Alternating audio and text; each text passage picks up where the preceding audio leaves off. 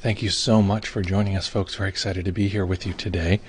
We are in mid-construction. We have a very friendly, very nice electrician here today to solve our circuit stopping problems. We've had an issue with our electricity turning off anytime you turn the microwave on, which is a really interesting feature of this apartment. I'm really glad that we had that bonus feature action.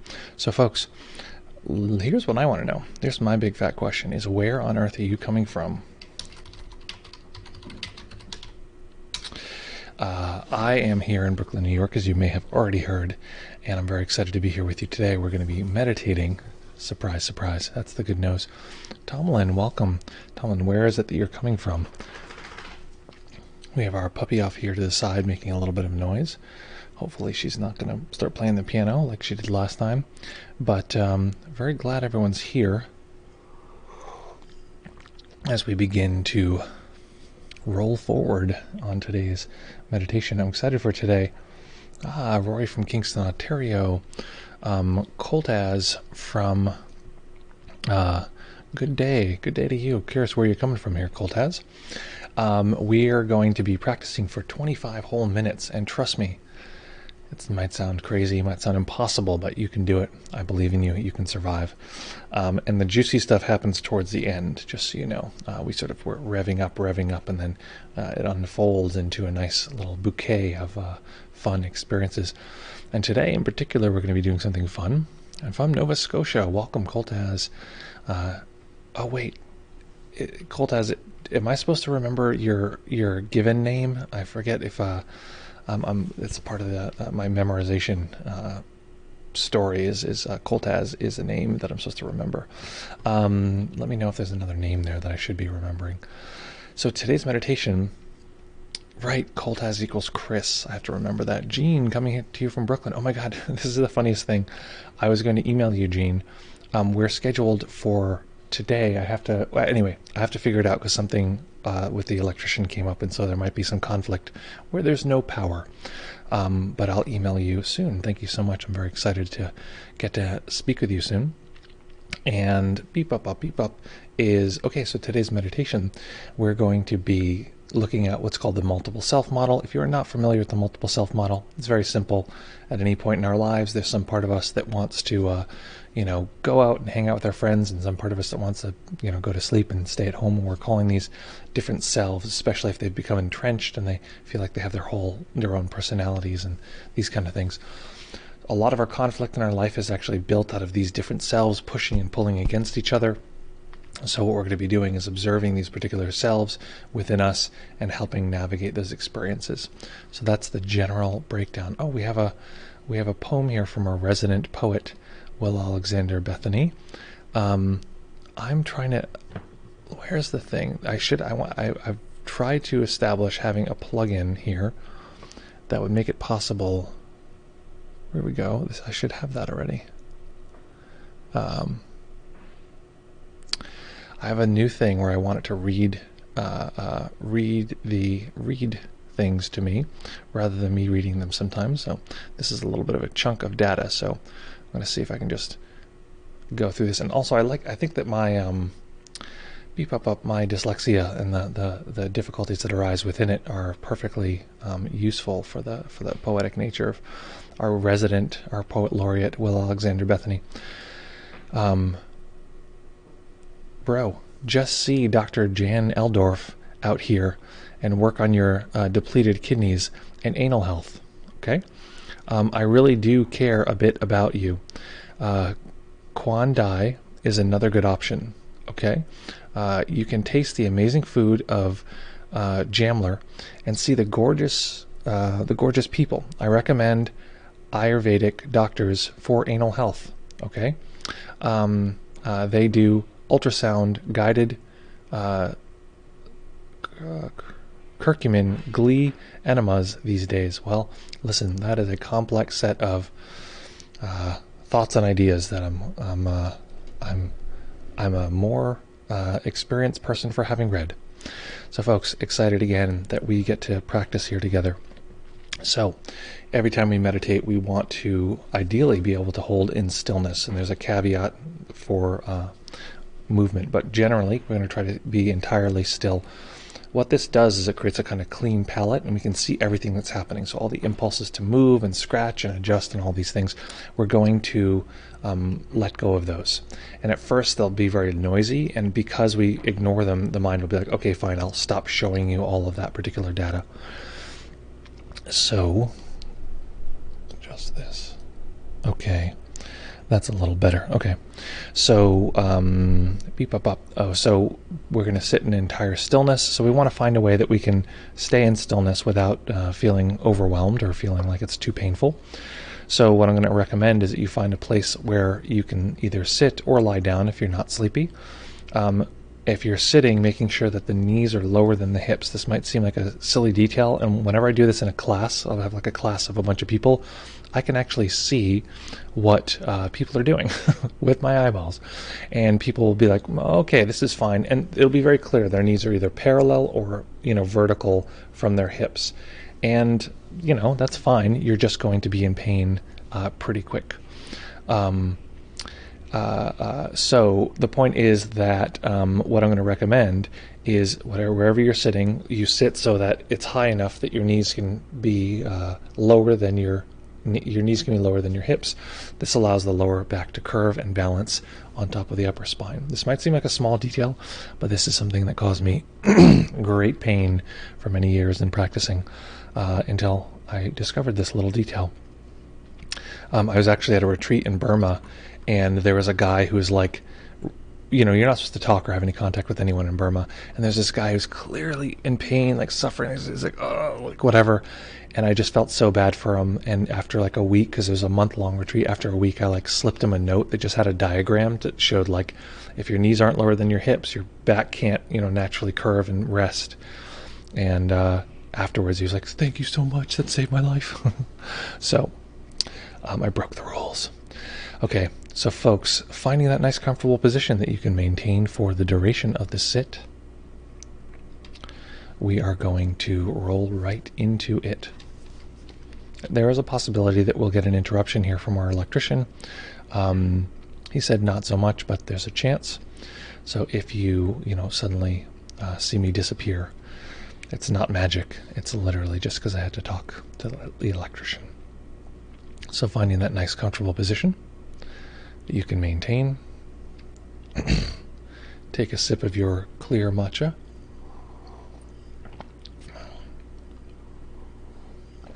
This is what I like to call tap matcha. We have a new follow from Rocky Mountain. Thank you so much for following.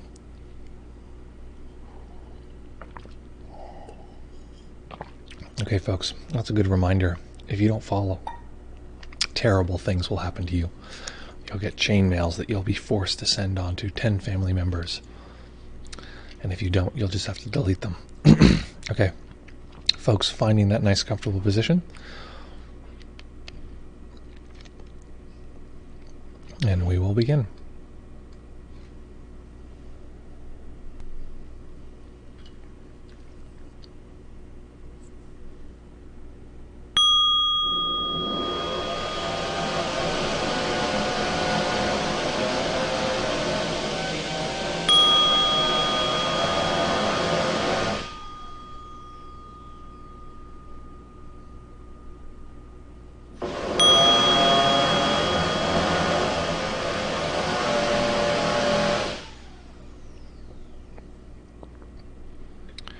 Whenever we begin a meditation, we do so with all of our environmental challenges.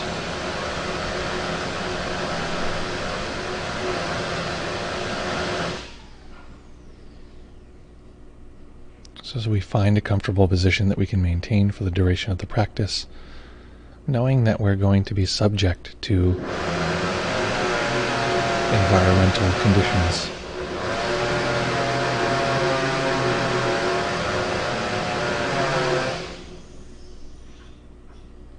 And there's a few ways that we can interact with this. We can wish that this present moment were different and more ideal, more peaceful in any particular way.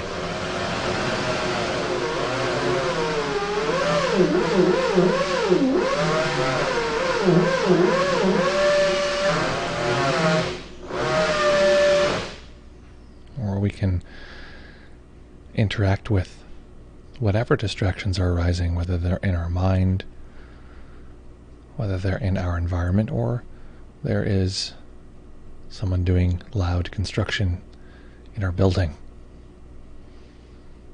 But it's a good chance to choose how we respond, or at least to observe how we respond.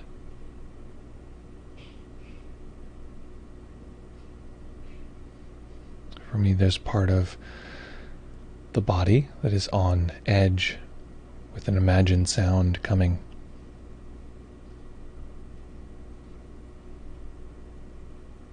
And this is how often we live our lives. The system on edge, waiting for something that hasn't happened.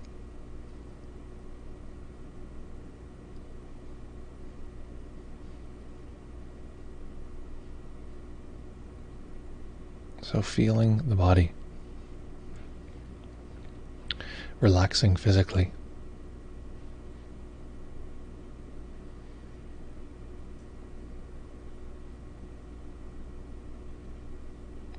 relaxing at the level of the bones themselves, the muscles and fascia that attach the muscles to the bones.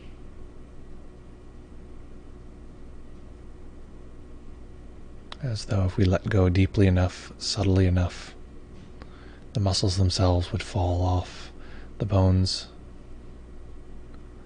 simply drift away.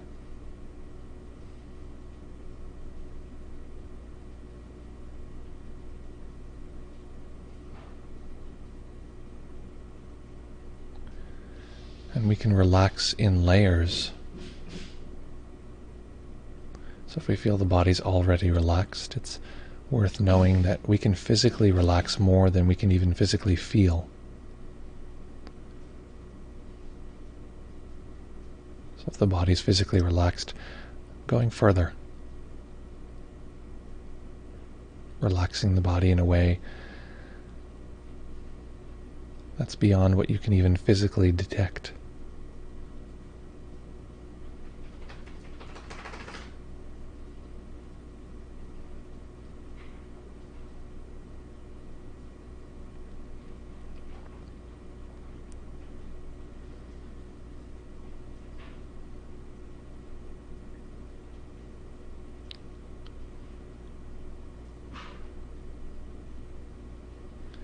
And looking for any experience of itself. This is perhaps the me that is observing at this moment. If we're not familiar with looking for this experience, the sense of I, me, the observer,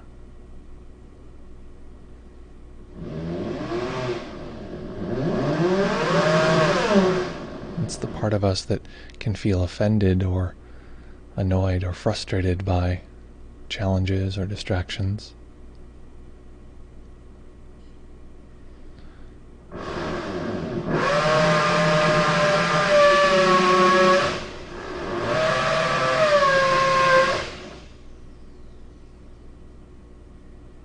It's the part of us that fights against whatever is occurring.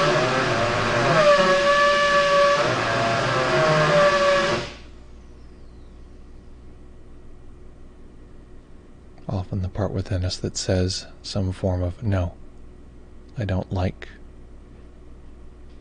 As though if it didn't like what was happening thoroughly enough, it would change our outside world. This is rarely what happens.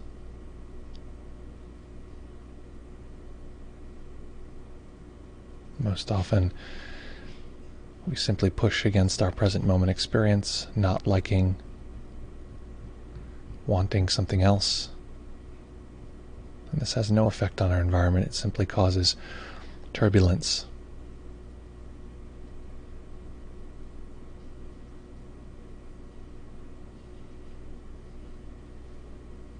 And recognizing that this self, or simply the pushing and pulling against this current moment, if that's what we're finding,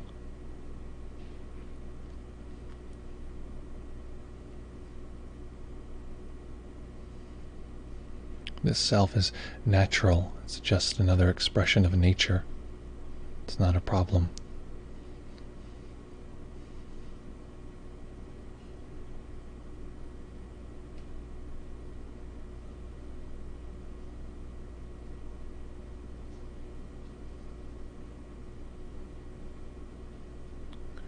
What we're going to do is begin to observe whatever self is arising. Often we associate the self as being centered at the body, sometimes behind the eyes, sometimes in the chest.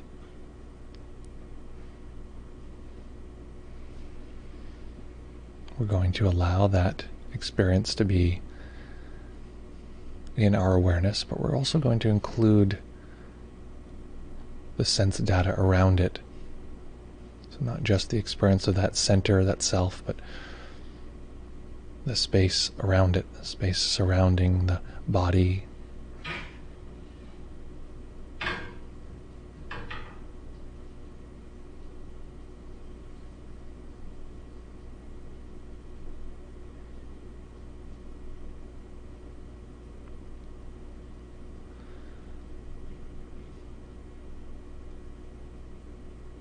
If the mind is quite stable today, this might include sound.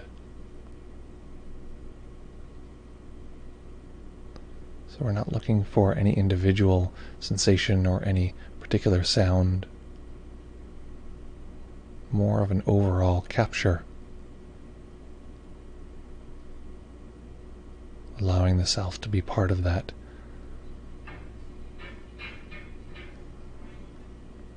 Overall gestalt, overall experience.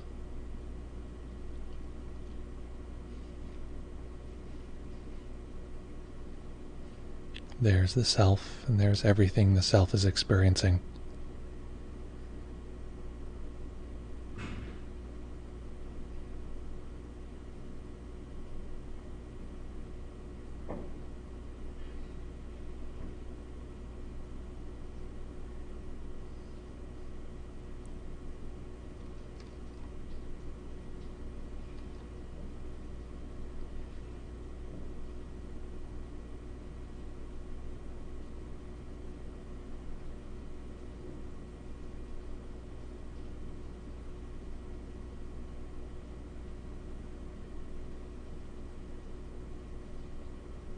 Typically, the mind divides our experience into self and world. A somewhat silly division. The world is broken up into me and not me. So we're holding both of these experiences at the same time, letting the edges be fuzzy.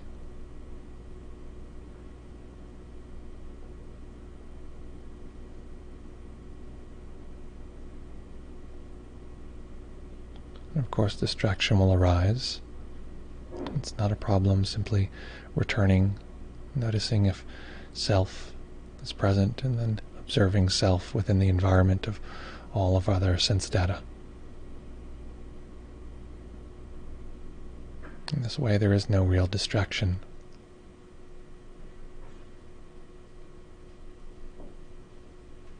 At times we become unconscious, and then at times we return from unconsciousness.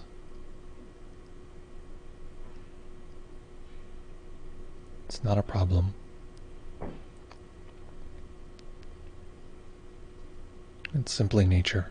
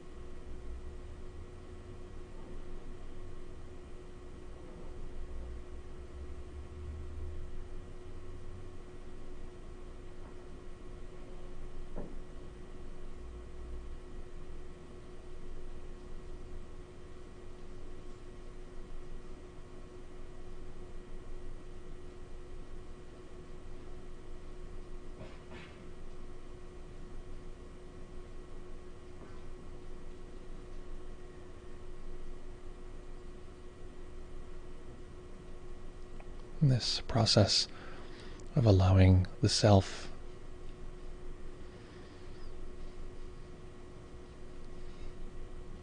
to exist in a larger container. Often the self feels embattled, stressed, like it's fighting the world. It has to figure out what to do. It has to accomplish.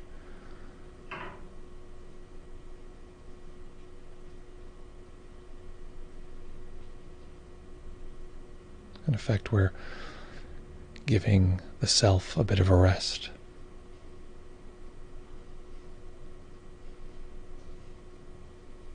It doesn't need to manage existing, doesn't need to manage the world.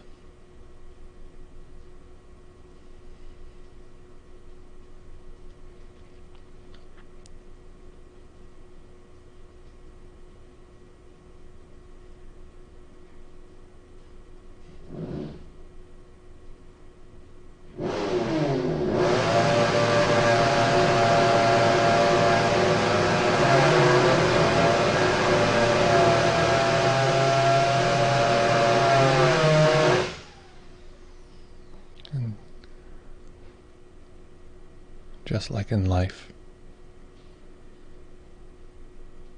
our peaceful bubble can feel like it's being assaulted.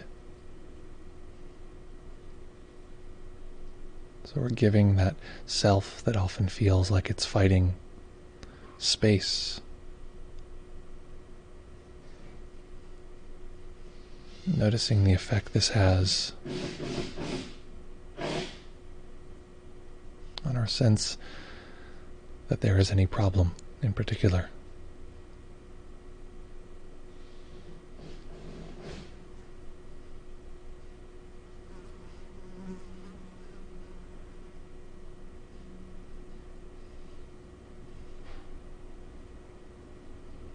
A teaspoon of salt in a cup of water is undrinkable, or at least not very tasty. But a teaspoon of salt in a wide open lake is barely noticeable. So by allowing the mind to gently, without a lot of worry for detail, just getting a general capture of our overall experience, all sensing.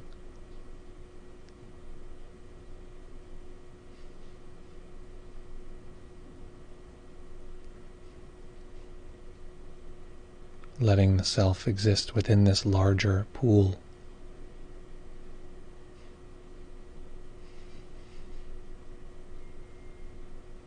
It can show that self that it doesn't need to grip, to want.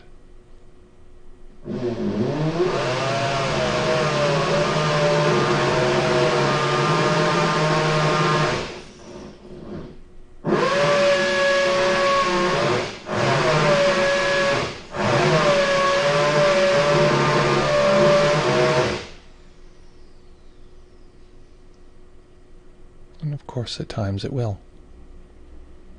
And simply knowing that this is nature.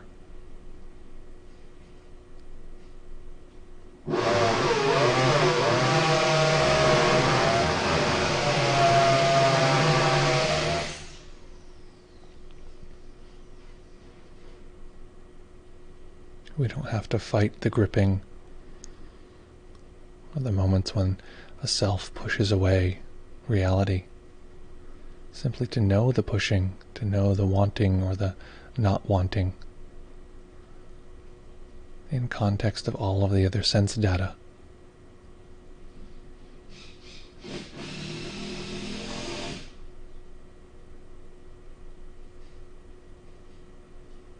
It's hard for a self to push or pull if it's floating in a large, open body of awareness.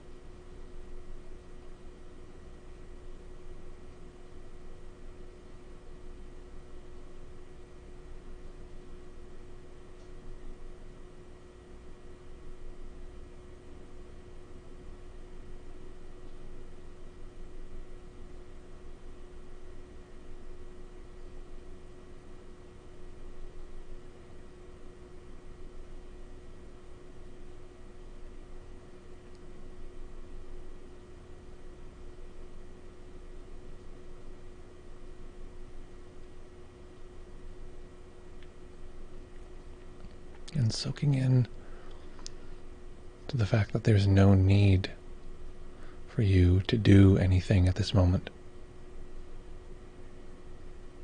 The body or mind might tell us that there's a place to go, that there's time to trek, that this experience should be a certain way. Often the mind will assess, this is going wonderfully or this is going terribly. And that's fine. That's bound to happen.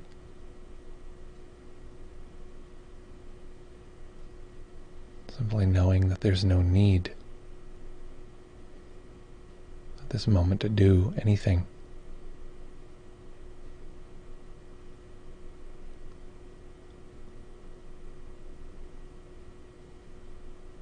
No one to be.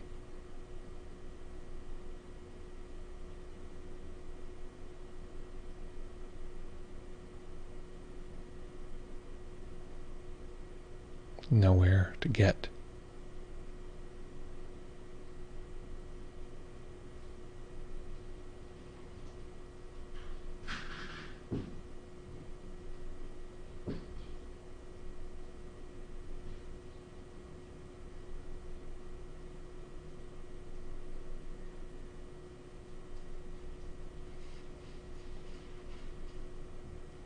And the part of us that wants to be someone, that wants to get somewhere,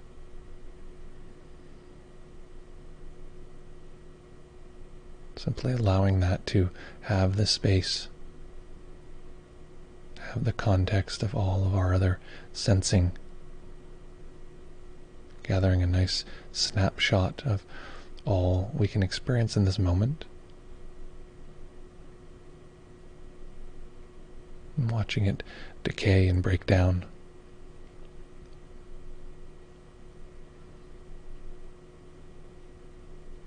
Succumbing to the natural flow of continuous experiencing.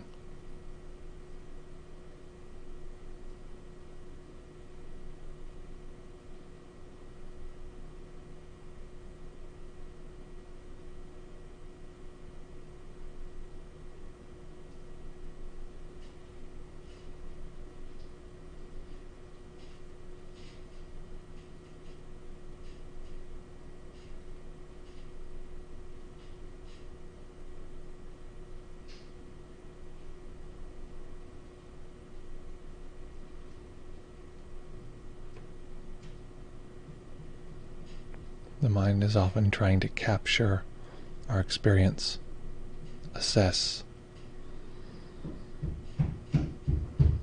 arrive at a conclusion. So let's go ahead and continue this, taking our mental snapshot.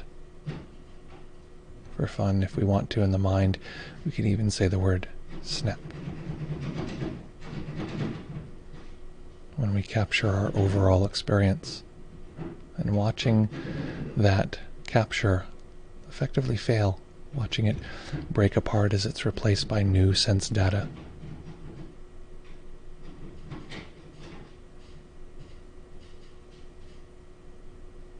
There's one part of us that knows everything is continuously changing, although there's one part of us that craves for stability. So in this way, taking our snapshot,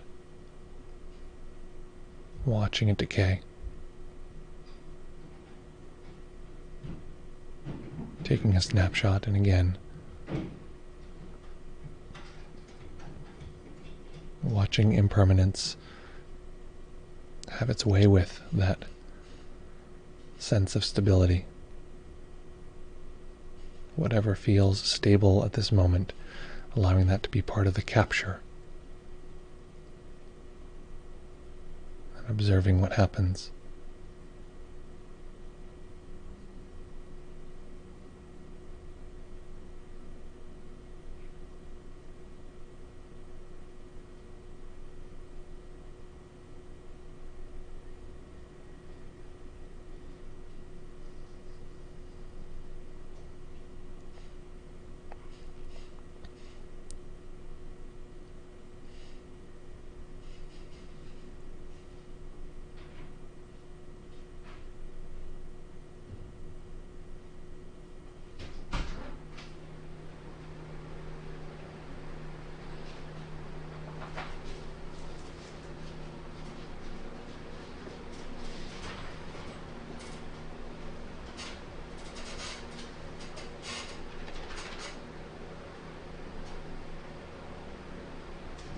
And staying with the practice, staying in stillness,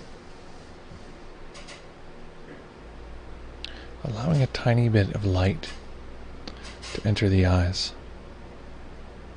eventually allowing the eyes to rest on a single point, ideally one that is not a screen or is not text.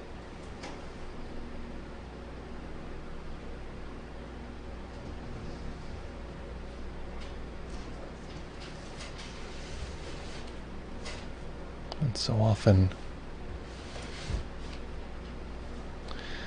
when we transition into meditation,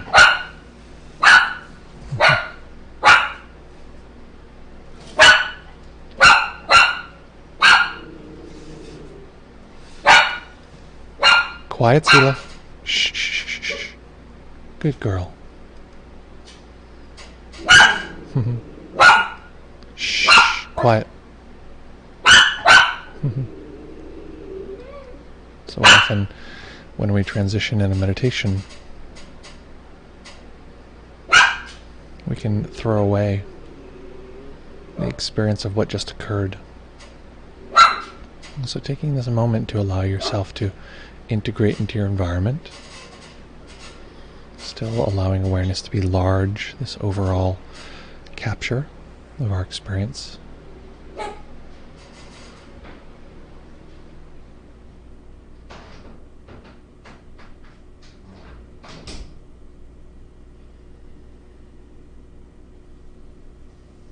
Allowing the body to stretch.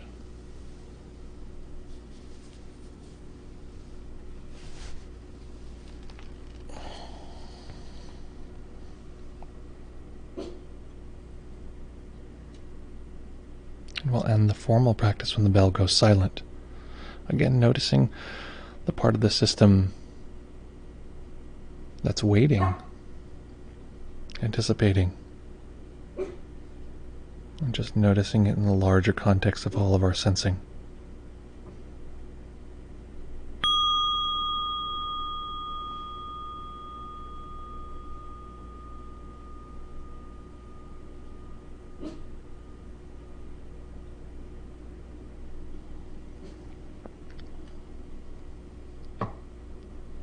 Okay.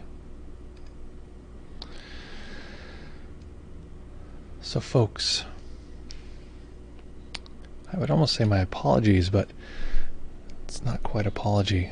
I'd say is if you are new here, just know that we typically do not have a lot of drilling, typically, in our during our guided meditation. We also typically don't have a dog who's trying to protect our home, a little schnauzer trying to protect the home. So these are a little bit surprising, but hopefully the meditation was a good chance to, oh, look here, we have a follow here from Lagmoel. Is that Lagmoel?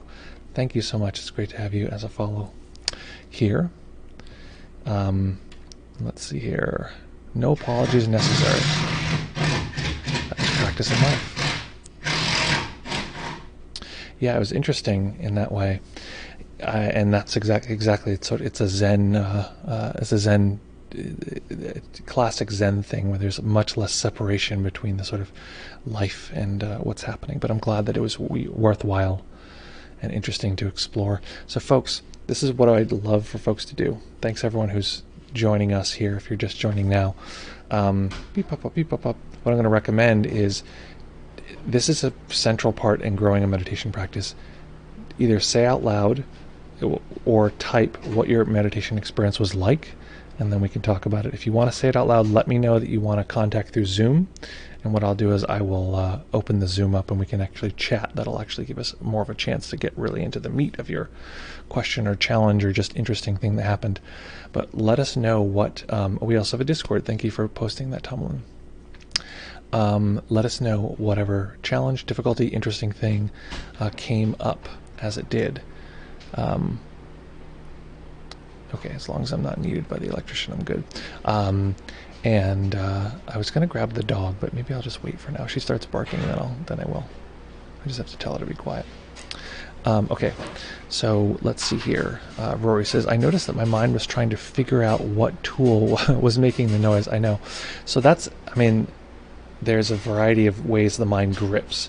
One of the ways the mind grips is like wanting, just a sort of an emotional, like I want something to be different, or it's pushing against reality. Another way the mind grips, and we talk about clinging, is trying to solve sense data. The sense data coming in the mind is trying to grip around what tool it particularly is in that way. So that's just to notice the mind gripping in that way. It's natural, actually, because you're in the Progress of Shinsight course. It's helpful to know that that's nama. That's an example of nama in the realm of nama and rupa. It's taking raw sense data and trying to place it into a category so that we can understand it more clearly. Okay. Let's see here. It starts with a K. Coltraz equals Chris. Got it. Chris says, my neighbor's cat came in during that as well, and announced his arrival with a meow. Oops, I lost you there. Beep, bop, bop, bop. And is now meditating with me. Well, that's very sweet. That's very cute in that way. So that's nice that the cat came to say hi. Ooh, my leg. That's dying. Very sleepy leg today. Okay, Jean says, I love the part about the salt in the water. It helped me envision myself as floating in a pool of large awareness. Yeah, that's a classic Buddhist metaphor, is this idea of salt in a small glass of water, cup of water, versus salt in a lake. And it's helpful to consider, the system can get salty. It's like, oh, I want things to be this way or that way. It's kind of grabbing onto reality, pushing and pulling things. And if we give it enough space, it almost doesn't have anything to grab onto. We talk about a lot of time in meditation, we'll talk about let go or let go of the resistance. And effectively what we're doing here is we're just opening up awareness, and we're just letting any resistance or grabbing or clinging or shape making occur. But there's a way in which it can't really get traction. So when the container is very small and this sort of anger arises, it can fully take over the body, and we can yell at somebody or worse. So what we're doing is giving it space. So in a sense, this whatever particular self is arising doesn't have something to grab onto in that way.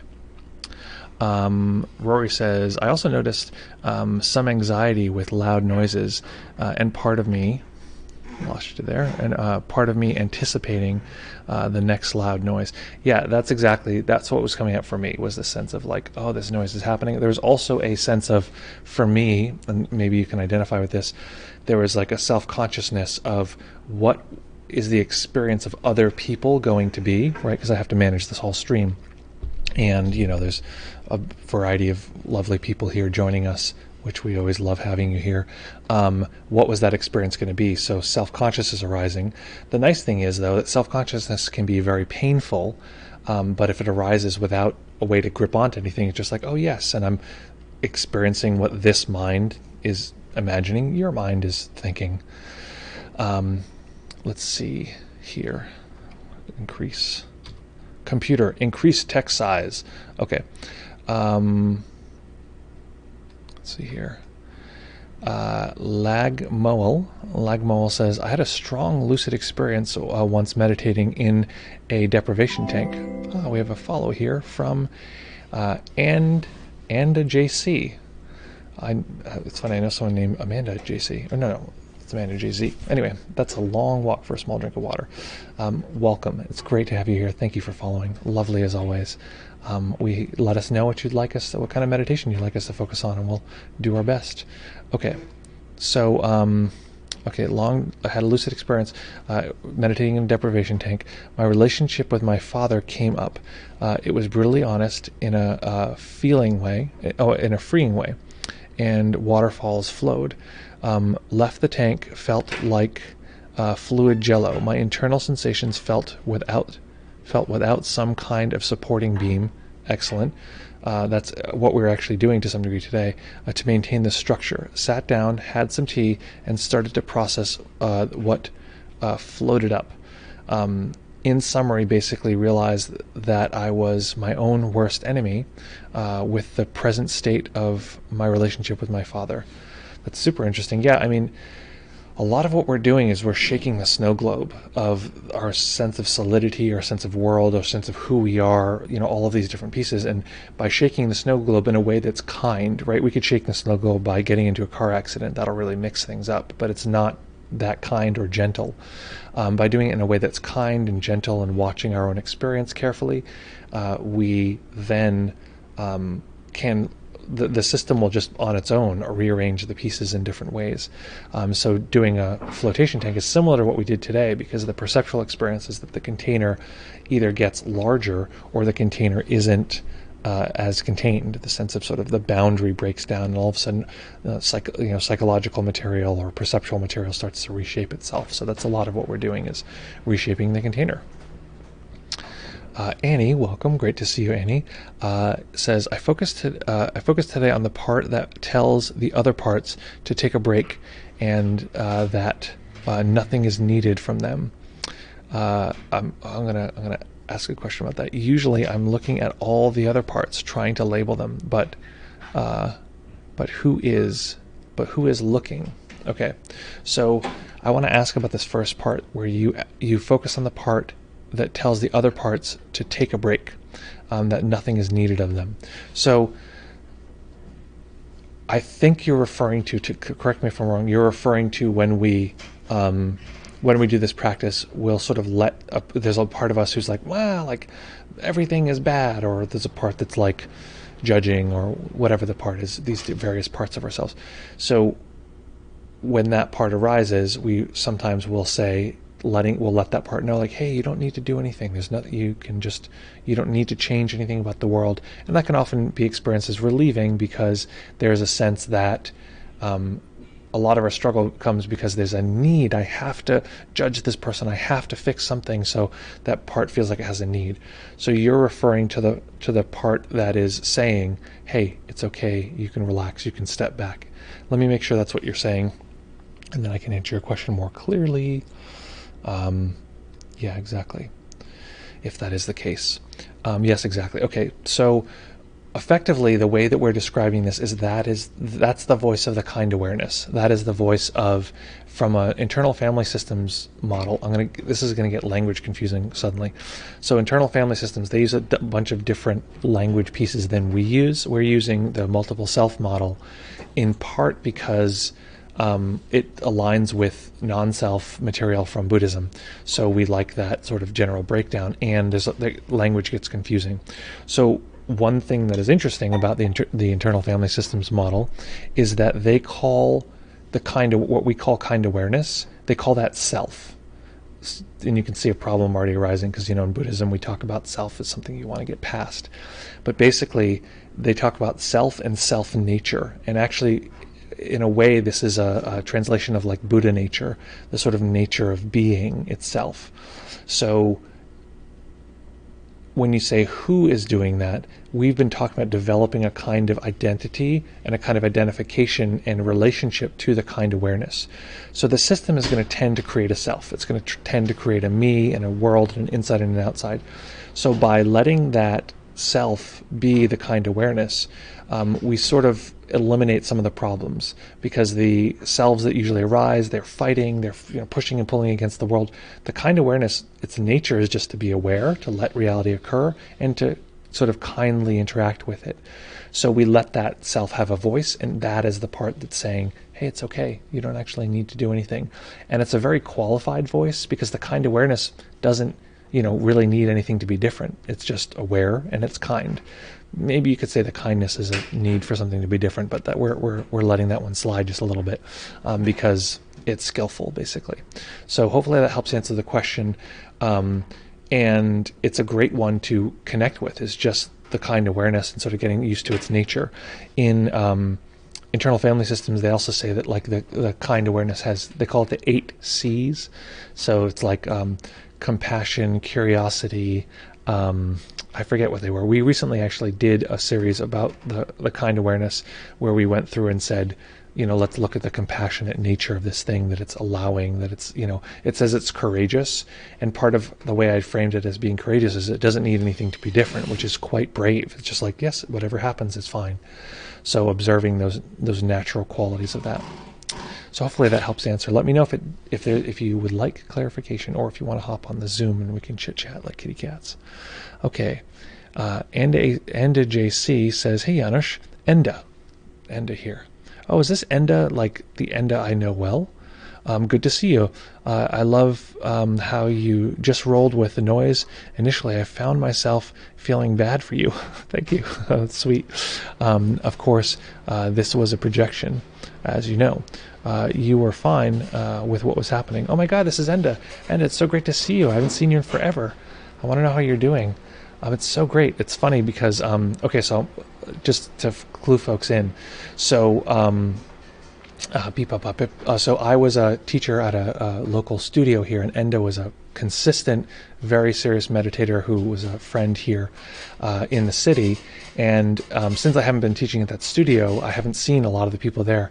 And as the studio was sort of closing, basically whenever you work for someone else, they're very touchy about you sort of like trying to get people to come to your thing. So I basically was just like friends with Enda. I was like, how you doing? Like, yeah, I exist. I have these things. But it wasn't like a thing. It's like, you got to come, you got to, whatever. Because it's just not appropriate. It's not really like a nice, people ask you not to. And so, because they want to keep people in their bubble. But for a while, I was like, I hope one day Enda makes it over here. It'd be really great. So I'm glad that you're here. It's really nice to see you here. Nice to have you among friends. Nice to have you here along with us. Any other questions, comments, curiosities, difficulties, challenges, anything else arising for folks as we move forward? We're going to be back here. What's it called? Well, Enda is a gentleman, actually. Enda, from what I know, uses he, him pronouns. But that's still a good pun. So we're going to be back here in fewer than 48 hours, meditating again.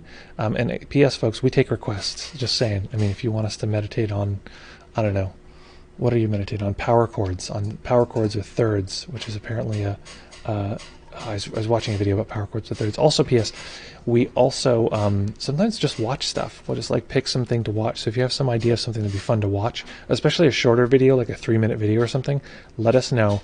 We often watch it on the stream and I'll comment. That's actually how we got booted off YouTube, was we watched a video about the Rajneeshi, the sort of wild country folks, and and they copyright struck us, even though it was totally illegal to do a commentary on one of his things. They're like really legal, what is it called, litigious. So we were like, all right, we got to start streaming in both places, and we kept getting hit on YouTube. Actually, we got copyright struck on YouTube for silence during a silent meditation, because they'll tell you which part is copywritten. So I went back to look at it, and it was like a minute and a half of silence, and I was like, somebody tried to copyright silence.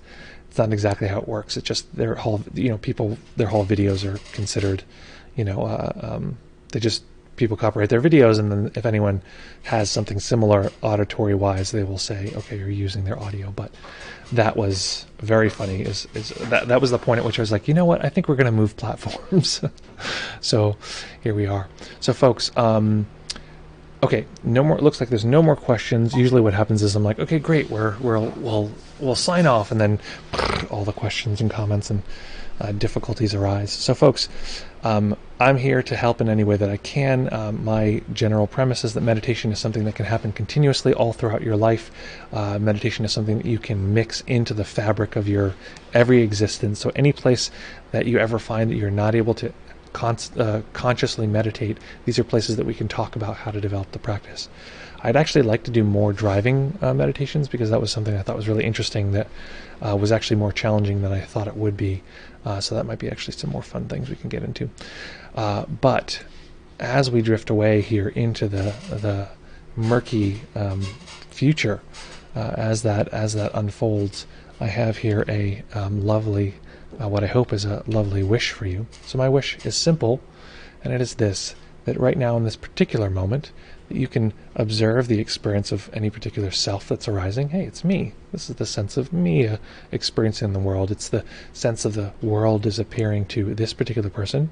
And in this particular moment, just to tune into the experience of that self, taking in the world, this sense that that self has navigated the world in all of these moments and interacted in all these different ways, that self has worked very, very, very, very hard to protect you and keep you safe, even if it goes a little overboard and puts you in a place of stress and anxiety. So just appreciating that experience of a self, and then appreciating the overall sense experience, all of the lovely ocean of sense data that is all around you. And in this way, as you look around, as you experience the world, letting this be the great teacher, letting this show you how you might bring this practice into every aspect of your life. So folks, as always, practice well, take care of each other, have fun, and we'll see you